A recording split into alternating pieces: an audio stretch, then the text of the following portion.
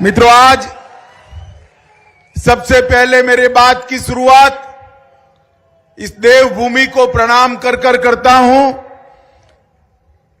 हिमाचल प्रदेश को, गुजरात हो या चाहे देश का कोई भी कोना हो, पूरा देश देवभूमि के नाम से जानता है। पूरे देश की श्रद्धा है कि हिमाचल की पहाड़ियों पर देवी देवता स्वयं निवास करते हैं। मित्रों, इसलिए हिमाचल को देवभूमि कहते हैं। मगर मैं हिमाचल को देवभूमि के साथ साथ वीर भूमि भी कहता हूं, क्योंकि ये हमारी माताओं ने आबादी के अनुपात में सबसे ज्यादा अपने जिगर के टुकड़े जैसे नौनिहाल को सेना में भेजकर मां भारती की रक्षा करने का काम किया है। यही वीर भूमि ने पहले परमवीर चक्र सोमनाथ शर्मा को दिया। यही वीर भूमि ने कैप्टन विक्रम बत्रा को देने का काम किया है। ये भूमि को मैं प्रणाम करता हूं। मित्रों, मैं सबसे पहले एक बात आपको कहकर जाता हूं कि हर व्यक्ति जब विधानसभा में वोट देता है तो एक विधायक चुनता है। चुनता है ना? चुनता है नहीं चुनता है? मगर आप भाजपा को वोट देते हो और ऊना विधानसभा में देते हो, सतपाल सिंह जी को देते हो, तो सिर्फ विधायक नहीं चुनते, साथ में मंत्री भी चुनकर भेज देते होगा। तो एक ही वोट देने से दो काम हो तो करना चाहिए या नहीं करना चाहिए? अरे सुनाई नहीं पड़ता है, करना चाहिए या नहीं करना चाहिए? अकल वाला व्यक्ति यही है कि एक ही काम करने से दो फायदा करे। बताओ, करोगे? मित्रों, वोट जो देना है, ये वोट सतपाल जी को विधायक मंत्री बनाने के लिए नहीं देना है, जयराम ठाकुर को मुख्यमंत्री बनाने के लिए नहीं देना है। ये वोट जो देना है, ये महान भारत की रचना मोदी जी के नेतृत्व में हो, इसके लिए देना है। आजादी के अमृत महोत्सव का वर्ष है, हिमाचल की सुवर्ण जयंती है। आपका ये वोट किसी को विधायक, मंत्री, मुख्यमंत्री नहीं बनाएगा। आजादी के जब शताब्दी मनाएगी तो समग्र विश्व में एक शक्तिशाली, समृद्ध और सामर्थ्यवान भारत का निर्माण करने का काम करेगा। और हम भारतीय जनता पार्टी के सब कार्यकर्ता इसी लक्ष्य को लेकर 1950 में राजनीति में आए और 1950 से लेकर 2022 तक ये पूरी यात्रा यही स्वप्न को सिद्ध करने के लिए हुई। मित्रों, मोदी जी ने 8 साल के अपने प्रधानमंत्री पद के काल के अंदर ये लक्ष्य को पूरा करने के लिए एड़ी चोटी का जोर लगाया है। मित्रों, मुझे आप बताइए, आप सभी लोग चाहते थे या नहीं चाहते थे कि जहां श्री राम का जन्म हुआ वो अयोध्या में भव्य मंदिर फिर से एक बार बन जाए? चाहते थे या नहीं चाहते थे भाई? चाहते थे या नहीं चाहते थे? ऊपर बोलो भाई। माताओं, भाइयों, बहनों, बाबर ने तोड़ा तब से लेकर आज तक लाखों लाखों लोगों ने ये हमारे तीर्थ क्षेत्र के लिए, संध्या के केंद्र के लिए अपनी जान आहूत की। और ये कांग्रेस पार्टी 75 साल होने आए, राम जन्मभूमि पर राम मंदिर बनाने नहीं देती थी। आपने मोदी जी को दूसरी बार प्रधानमंत्री बनाया। मोदी जी ने राम जन्मभूमि पर राम मंदिर की नींव डालने का काम कर दिया।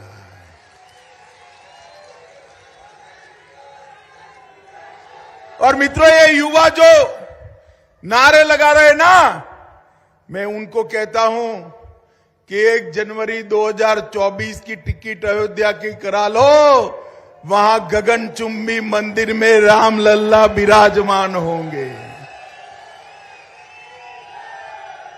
मोदी जी ने कांग्रेस पार्टी वोट बैंक की लालच में डरकर हमारे आस्था केंद्रों का सम्मान नहीं करती। मोदी जी ने राम जन्मभूमि का शिलान्यास किया, औरंगजेब ने तोड़े हुए काशी विश्वनाथ मंदिर के कॉरिडोर को फिर से बनाने का काम किया, उज्जैन के अंदर भगवान महाकाल लोक बनाने का काम किया, बद्री धाम, केदार धाम, गुजरात के अंदर सोमनाथ, अंबाजी, पावागढ़, इस सारे आस्था केंद्रों को फिर से एक बार ऊर्जावान बनाने का काम देश के प्रधानमंत्री नरेंद्र मोदी जी ने किया है। ये देश 75 साल से राह देखता था। मित्रों, मैं आप सबको पूछना चाहता हूं, आप चाहते थे या नहीं चाहते थे कि इस देश से धारा 370 उखाड़ कर फेंक दी जाए? धारा 370 हटानी चाहिए या नहीं हटानी चाहिए? जवाहरलाल नेहरू की ये भूल को कांग्रेस पार्टी 70 साल तक बच्चे की तरह गोदी में सहलाती रही, नहीं हटाते थे। उनको डर लगता था कि धारा 370 हटाएंगे तो हमारी वोट बैंक की क्या होगा। अरे राहुल बाबा, हम वोट बैंक से डरने वालों में से नहीं हैं। आप लोगों ने मोदी जी को दूसरी बार प्रधानमंत्री बनाया, मोदी जी ने धारा 370 और 35A को उखाड़ कर फेंक दिया।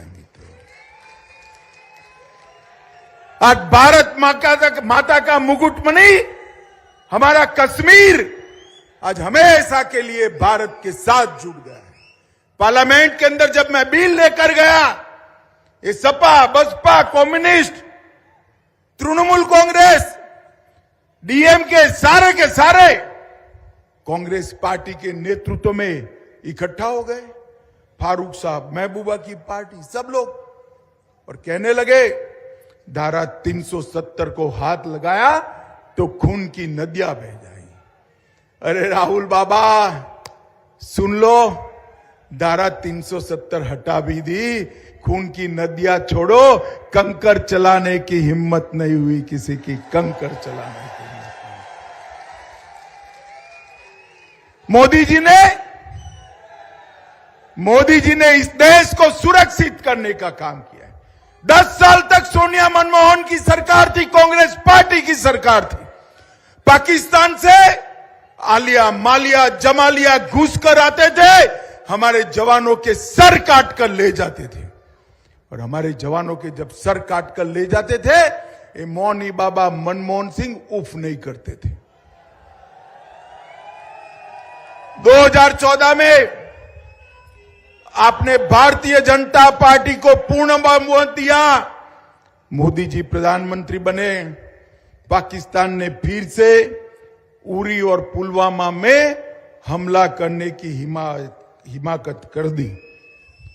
मगर उसको ध्यान में नहीं रहा भाई कि इस बार सरकार बदल गई है, कांग्रेस की सरकार नहीं है, भारतीय जनता पार्टी की सरकार है। और मौनी बाबा मनमोहन सिंह प्रधानमंत्री नहीं है, नरेंद्र मोदी प्रधानमंत्री है। 10 ही दिन के अंदर सर्जिकल स्ट्राइक और एयर स्ट्राइक कर पाकिस्तान के घर में घुसकर आतंकवादियों का खात्मा बुलाकर हमारे सेना के जवान वापस आ गए।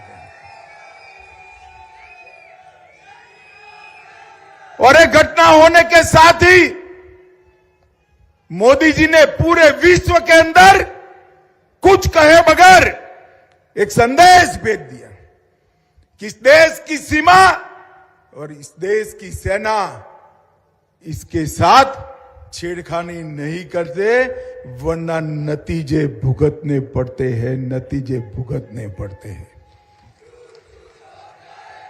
मोदी जी ने इस देश को सुरक्षित करने का काम किया।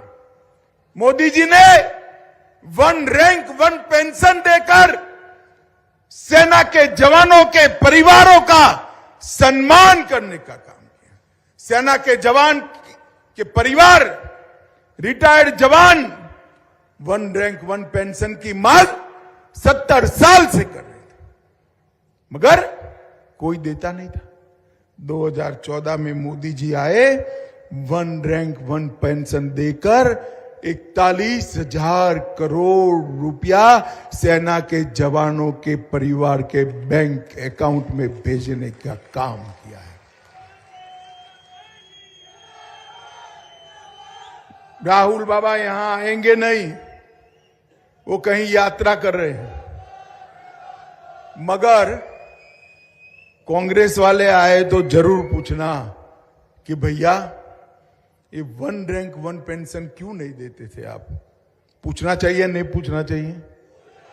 जरा जोर से बोलना, पूछना चाहिए या नहीं पूछना चाहिए? भाइयों बहनों, भारतीय जनता पार्टी की सरकार ने विकास के लिए ढेर सारे काम करे।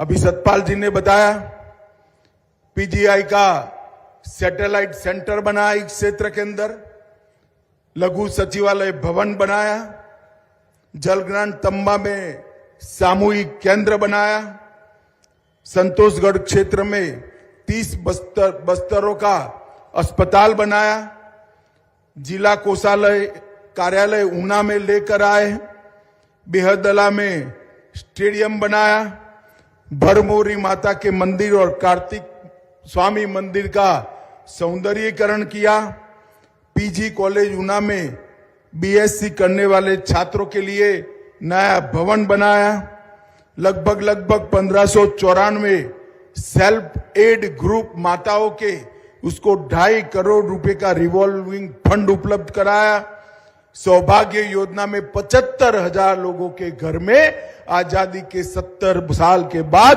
पहली बार मोदी जी ने बिजली भेजने का काम किया। प्रधानमंत्री किसान सम्मान निधि लगभग 82,000 किसानों को 100 करोड़ रुपया प्रधानमंत्री किसान सम्मान निधि में भेजा। इसके साथ साथ महिलाओं के लिए पहली बार 18% राशि रिजर्व कर दी गई बजट के अंदर। मुख्यमंत्री सगुन योजना में 21 करोड़ रुपया लगाया, बेटी है अनमोल योजना में 41 करोड़ लगाया, कन्यादान योजना में 8,000 से ज्यादा बच्चियों की शादी कराने के पीछे 39 करोड़ रुपया का काम किया। और माताओं बहनों, जोर से ताली बजाना, 1,48,000 माताओं को मुफ्त में गैस का चूल्हा और गैस का सिलेंडर देने का काम ये भारतीय जनता पार्टी की सरकार ने किया। लगभग छोटे से हिमाचल में 30,07,000 लोगों को 2 साल तक मुफ्त में प्रति व्यक्ति प्रति माह 5 किलो अनाज देने का, राशन देने का काम मोदी जी ने किया। बिलासपुर के अंदर 1500 करोड़ का एम्स बनाया।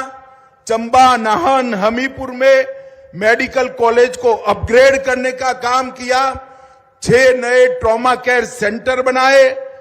हिमाचल की 48 अस्पतालों में ऑक्सीजन का उत्पादन का प्लांट लगाया।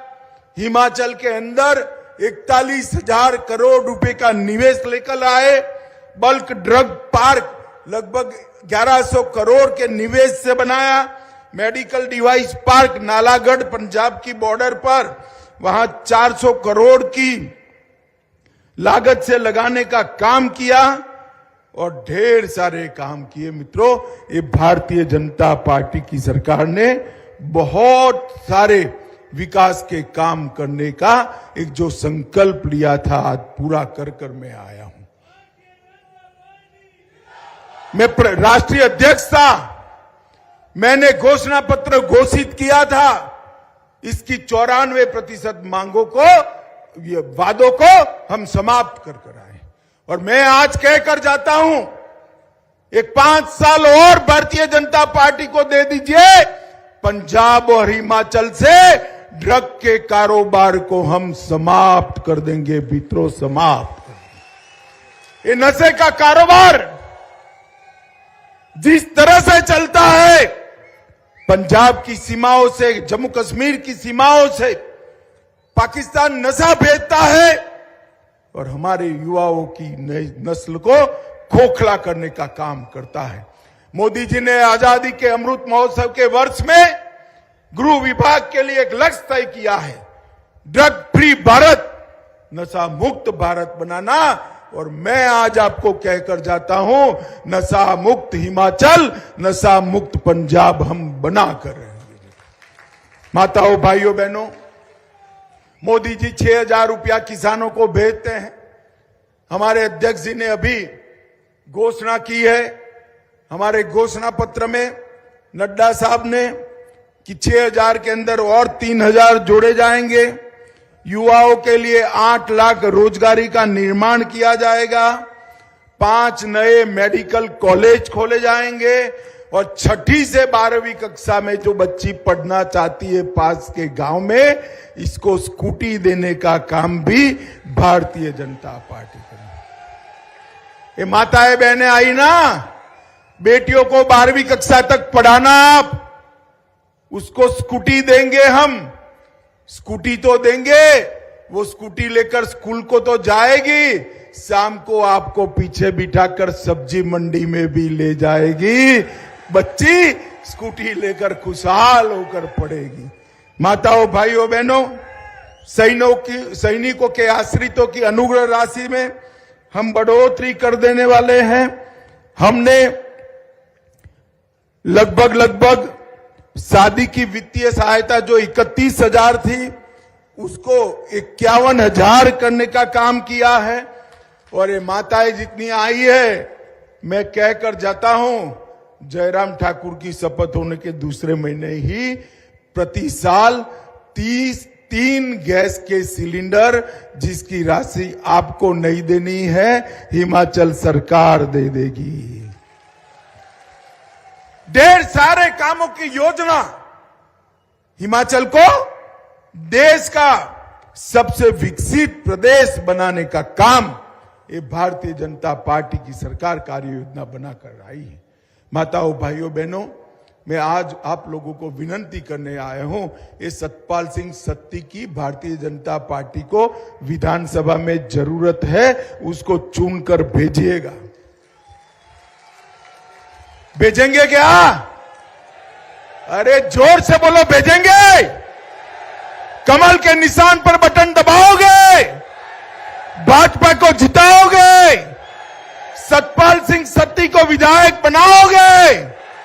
जयराम ठाकुर के हाथ मजबूत करोगे? मोदी जी के हाथ मजबूत करोगे?